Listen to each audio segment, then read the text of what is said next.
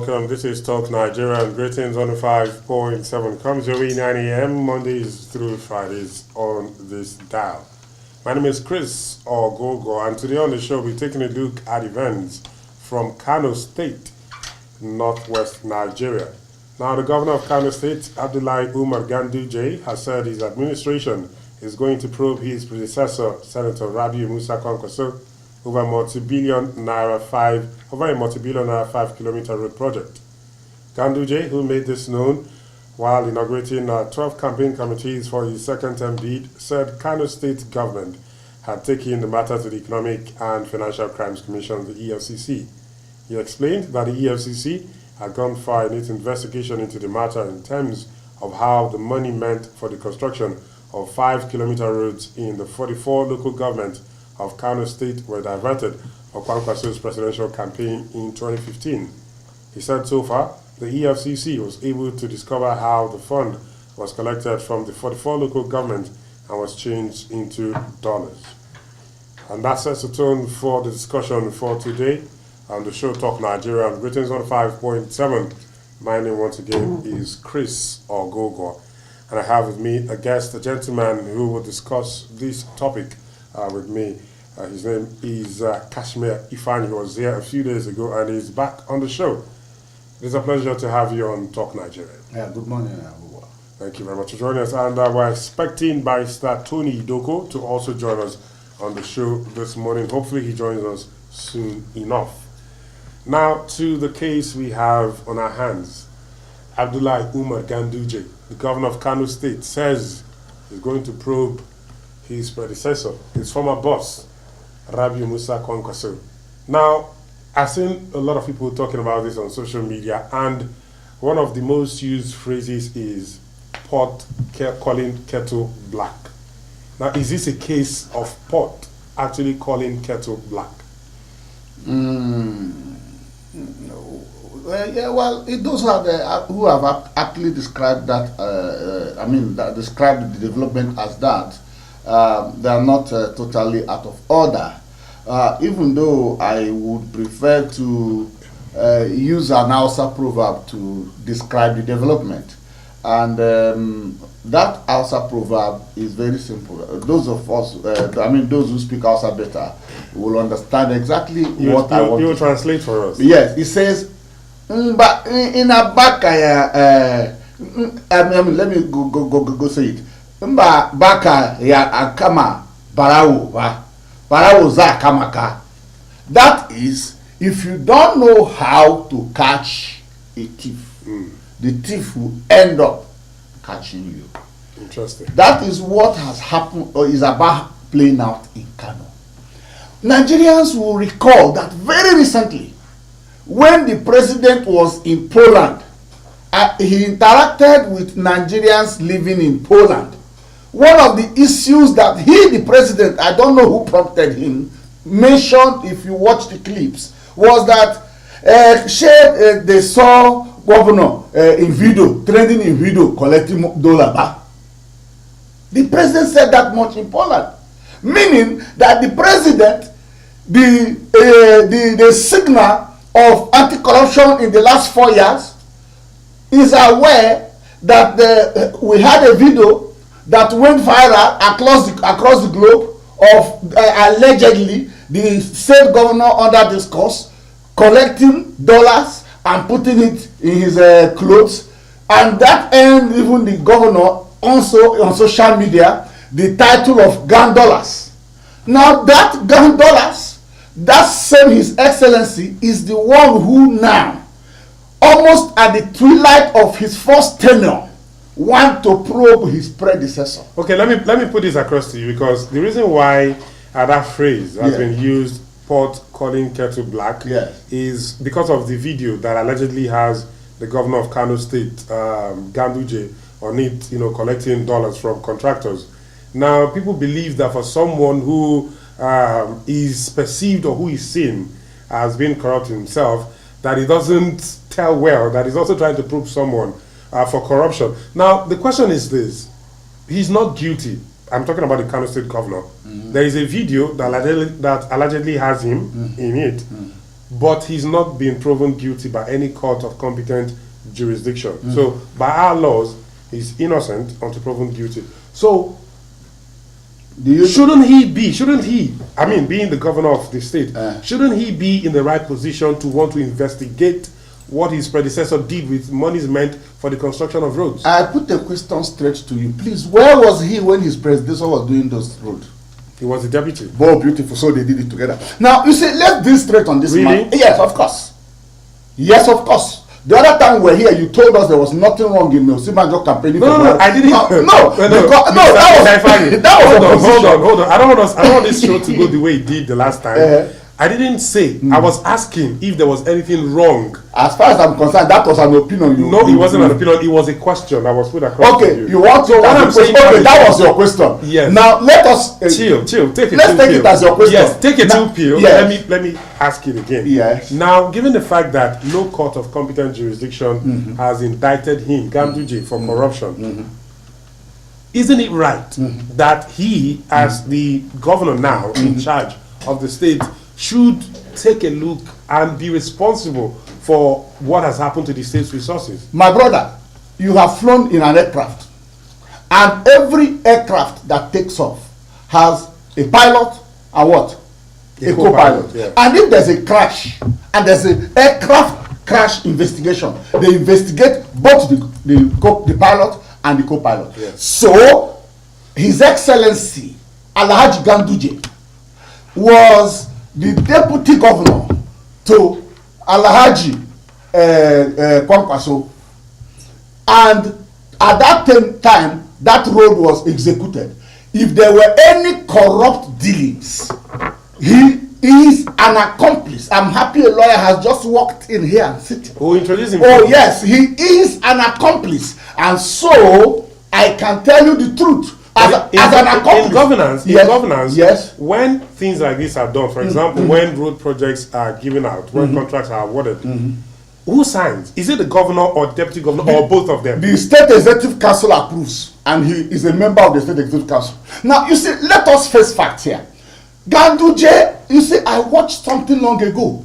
I saw, was it Ganduje riding motorcycle and carrying Kwankwaso at the back. Real still picture, not made up.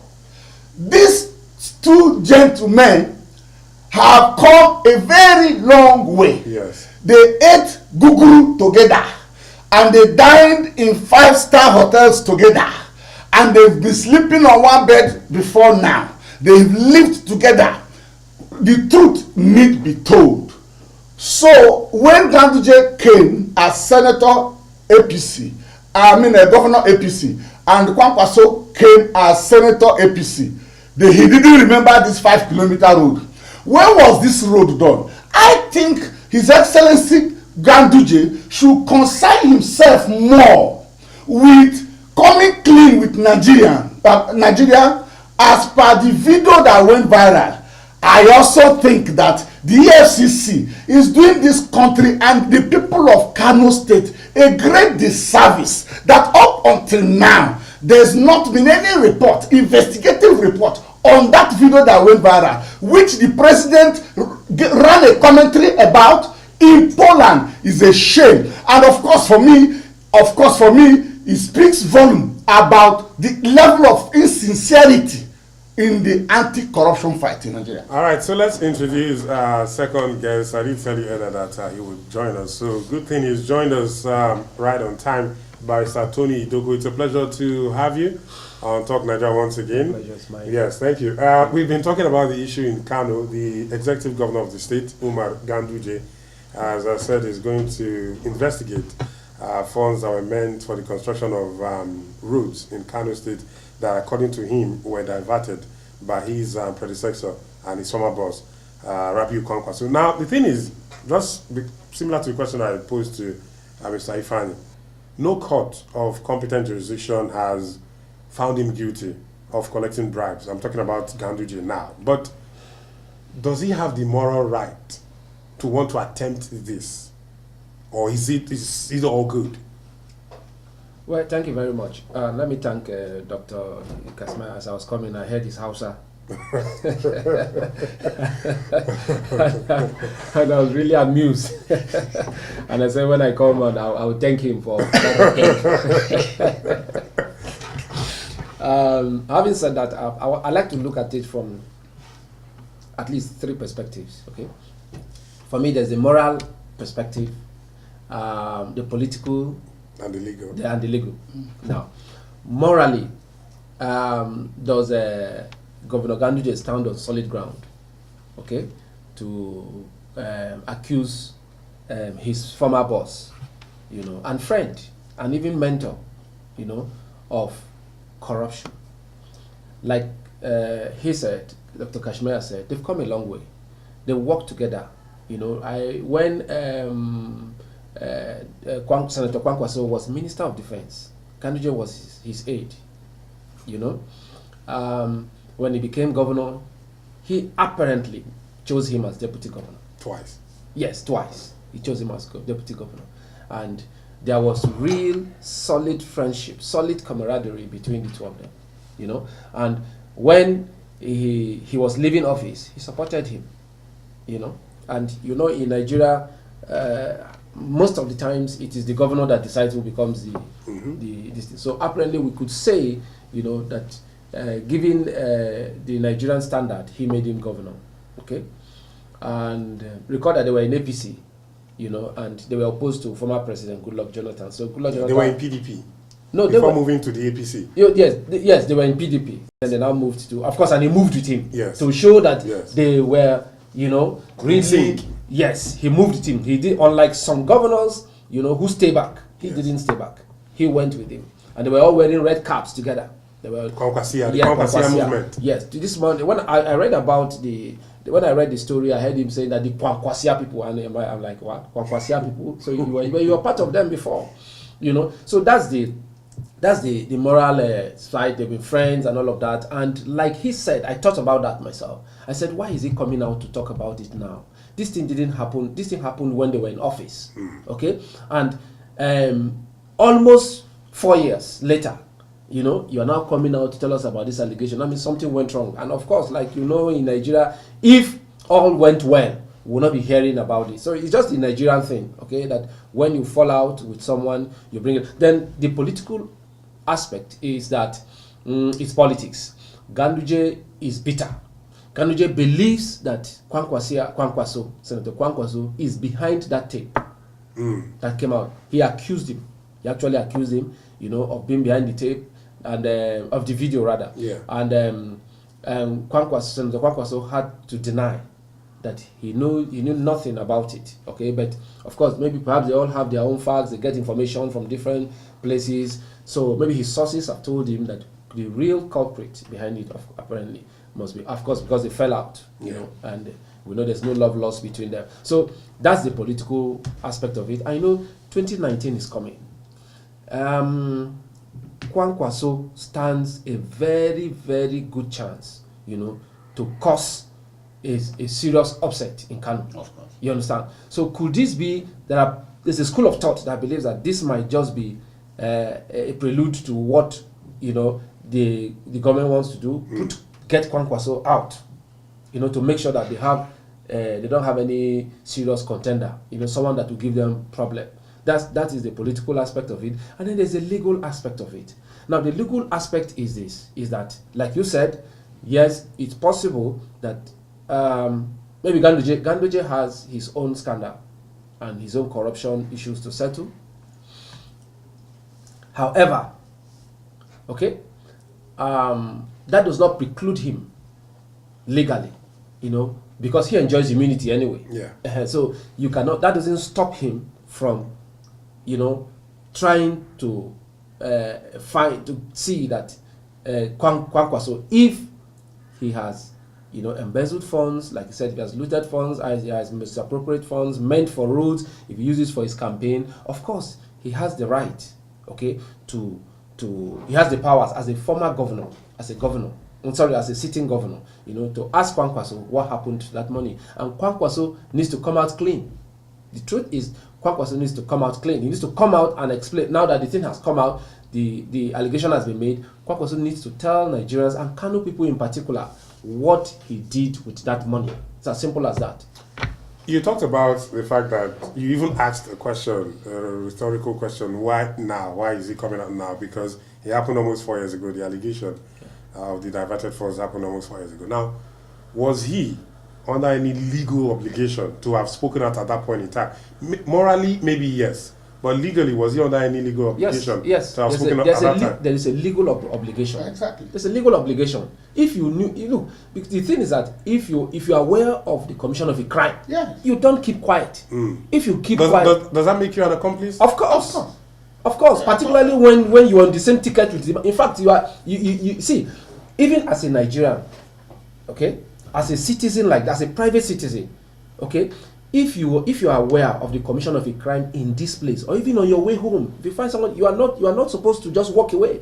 You're supposed to report that crime. Okay. Now, imagine when you are even part of that ticket. You are the person is your friend. It makes you even a greater accomplice. Why did you keep quiet all this time? So that's why I said, but you see, like Nigeria, that's how it happened. But like I said, an election is coming up in Kano, and Kwankwaso is on ground in Kano. Kwankwaso has sworn to make sure that Ganduje doesn't come back as governor, and of course he knows the power of he knows he's his boss. He knows what the man can do, and so this might just be one of his antics, one of his ploy to make sure that they get Ganduje Kwankwaso out, so that he can do whatever he wants to do, and get his ticket and come back as governor. Dr. Ifeanyi, now the question I'm going to ask you is this: now, both of you are in agreement that he was legally obliged to have, talked about it sooner. But the question is, what if he didn't find out until recently? My brother, I am not a governor yet. I may be tomorrow. But I am close to governors. And I do know that except there is love lost between a governor and his deputy, it is only then and then alone can a governor take a decision of this magnitude and the deputy will be in the dark. And from the history, but we don't know that for certain. I'm coming from the no. You must know from the history. We do you know why I say? Do you know why I say you must know? Why?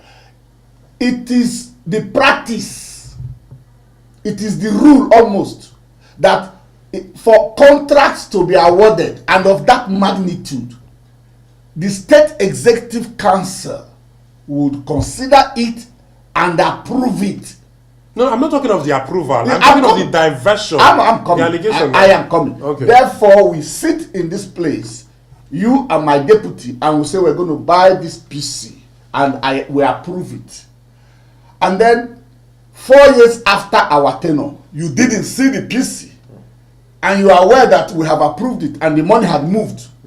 And then another 4 years, making it about 8 years now, you are coming around to tell Nigerians and Kano citizens or indigenes that so money was approved for a road 3 kilometers, 5 kilometers in billion, and the governor had diverted it. The then governor, he did not use it. The truth is this: I am happy this is coming up.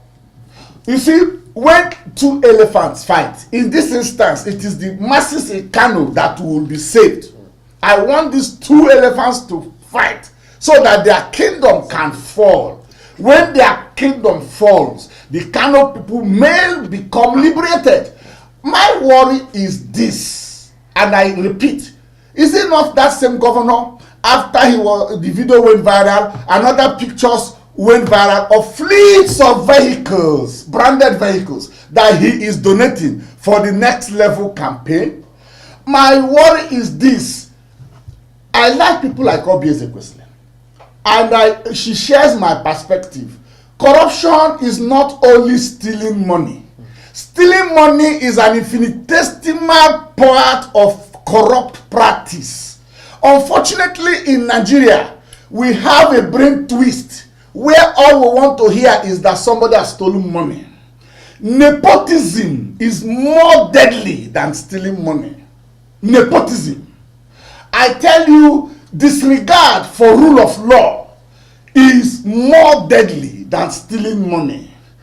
Political corruption, the type that has been severally mentioned in the last 4 years in different fora, is more deadly. The court gives a ruling on a matter, all right, you refuse to go ahead and enforce him. Let me give you an example. A court of appeal ruling says that the FCT indigenes should have a right to be appointed as minister. That ruling came since last year. Is a constitutional ruling. To date, it has not been implemented. We do not need to go the old story, checkered story of people who courts have granted bail and the federal government had refused to respect rule of law. So rule of law, violation of rule of law is more deadly to a society than somebody taking money because you can always make the money. All right, Dr. Ifeanyi. Back to you, Barrister. I was almost going to call you a doctor. Barrister Idoku. What was it? So okay. So I'm prophesying into your life. Be like, now, there was one question you asked, a rhetorical question earlier. Why now? You alluded to it being some sort of a political move.